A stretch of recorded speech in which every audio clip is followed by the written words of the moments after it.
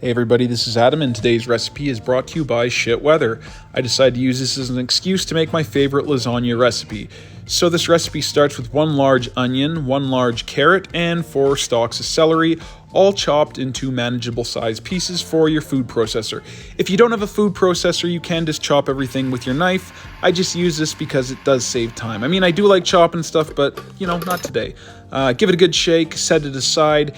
Get a heavy bottom Dutch oven of some kind ready and add some olive oil. This is just a tip. Make sure your olive oil is moving and shimmering, indicating that it's hot enough for your meat. Don't put your meat into cold oil. It's going to reduce the likelihood of it browning nicely. And same with crowding your pan. You want to space everything out. I actually got a second pan involved because I'm doing a 1-to-1 ratio of lean ground beef and hot Italian sausage. And what I want is everything to brown nicely, because brown is flavor. We want caramelization. I'm chopping everything up. I want some fairly manageable pieces. I put everything into one pan, some oil into my original pan, and the veg mixture right on top. And we're going to cook this out as well with a little bit of sea salt. Just give it some time. Everything is going to cook down nice. What we're trying to do is drive out the moisture and just save the fat. And you can see I have these great brown bits. I'm going to add a little bit of water to deglaze the pan, and we're going to cook that water out so that I keep all that flavor from the brown bits. Drop in 3 tablespoons of tomato paste into your vegetable mixture. Mix it and let it cook out. You want tomato paste to cook out for a couple minutes. I'm adding 4 cloves of crushed garlic with my garlic crusher, and I'm knifing them into the ordeal just like so, and giving everything a nice choppy mix. Once that's good, I'm going to go ahead and drop in my meat mixture, as well as all that brown bit, all that good stuff, all that fond is all in there, and then just incorporate everything nicely with a good mix. I'm going to add some heat with some red pepper flake, just a pinch about the size of the palm of my hand. I'm going to chase this with some booze. I got a bottle of Cabernet Sauvignon, just a little bottle here. It costs $6. I only need it for this recipe. I'm going to mix it in good and make sure you cook it until that alcohol flashes out. And you'll be able to tell. You give it a couple minutes. And then you're ready to go ahead and add your other ingredients. My favorite, San Marzano tomatoes, hand crushed out of a 28-ounce can.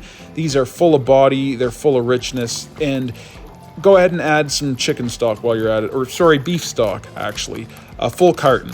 This is dried oregano right on the vine. So I like using this stuff. I get it from an Italian grocery store. You crush it up by hand, and then you just go ahead and give it a shake. And, can I tell you if it's that much better than the stuff you get from, McCormick's? I don't really know. Also add 3 bay leaves and a few hearty cranks of black pepper. This is all going to add to the flavor. I'm just letting everything sit and cook over time. And oops, wouldn't you know it, I forgot to add basil. Which, it's never too late. I got some fresh basil today, but I did already add it. So here's the after of the basil in there. I leave it all intact so that I can pull it all out together. That consistency ain't quite right. We're going to need about 3 hours to cook down all that liquid. We added a full carton of beef stock after all.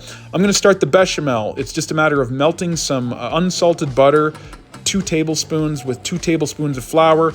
Cook it down and mix it into a paste, and make sure you let it cook out so you don't have that raw flour taste in there.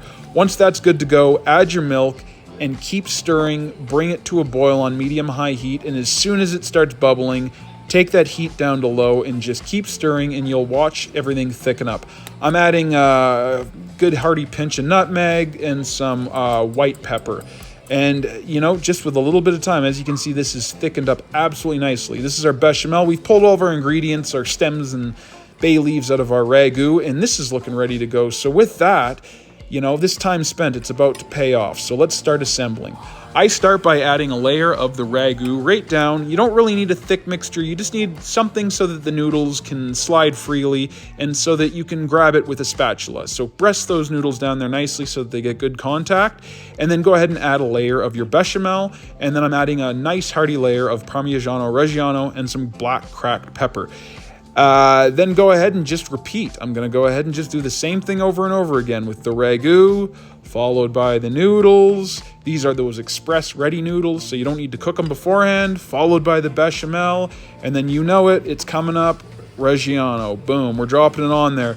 And, there's no calculation to this. Just keep adding until you run out of stuff. That's what I like to do. So I'm going to do another layer here. I seem to have enough noodles. I seem to have enough bechamel to do another layer of bechamel. And you can never have too much bechamel or Parmigiano Reggiano. And so with that, I'm kind of out of bechamel, but I still have plenty of sauce. So I'm going to do a layer of that sauce. I'm going to do another layer of noodles here once I get everything nice and sealed. And, no more bechamel, so whatever. I'm just going to go ahead and repeat with some more sauce. This is going to give us a nice tall stack. And then I'm going to top everything really good with a nice liberal hearty layer of Parmigiano Reggiano. And you haven't seen the last of this stuff either. It's going to make multiple appearances. Drizzle some olive oil on there. Cover it in some foil. You're not seeing that here, but I went ahead and added foil after. And in 50 minutes, 20 minutes uncovered, it's ready to go, but it's not quite ready. Go ahead and top it with some more of that Parmigiano Reggiano and just let it rest. Let everything come to temperature. I mean, it's going to burn your mouth off. Just let everything sit. And it's going to do itself a favor because when it cuts, it's going to come out in beautiful, wonderful slices. Go ahead and add some more Parmigiano Reggiano. See what I tell you. And once that's ready to go, I'm going to accompany it with 2 pieces of garlic toast.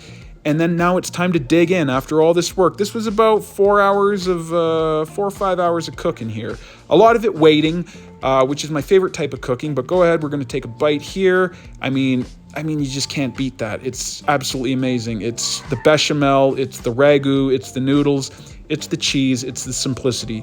Please try this recipe. Thank you for checking this out. This has been me cooking food.